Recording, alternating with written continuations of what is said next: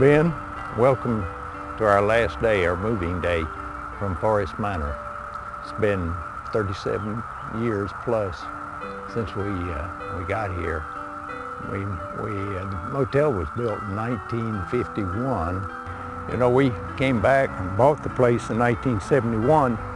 We had two small girls, very small, having grown up in Jackson County and California, and the contracting business was just more than I could bear.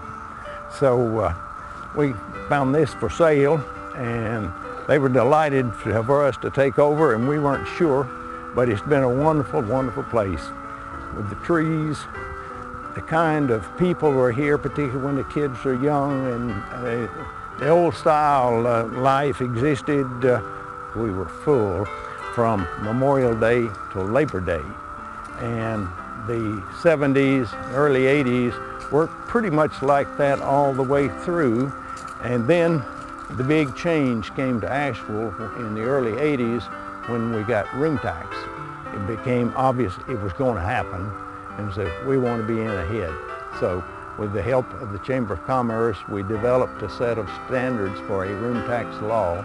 The Asheville Tourism Association, which I was president of that year, passed a resolution, and then the Chamber passed a resolution, and then we went to Martin Nesbitt. You can see the end result of it, the restaurants, the activity, the hotels, the life. And there are those who probably say tourism wasn't the main thing, but I think it was the spark plug that brought us all together. And of course it put the name Asheville. It was a brand name now that nobody knew about in 1970, or very few people.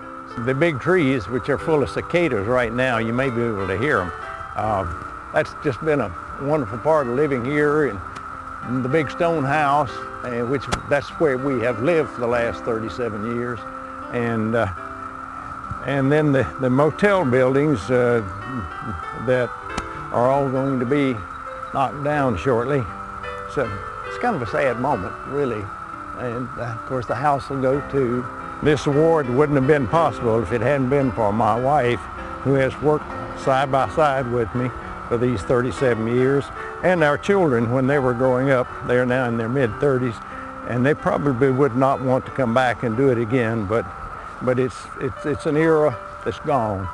The small mom and pop motels are not to be done again because the land's too valuable to support small places, and so it's with heavy heart that we leave, but happy to have been able to live this life.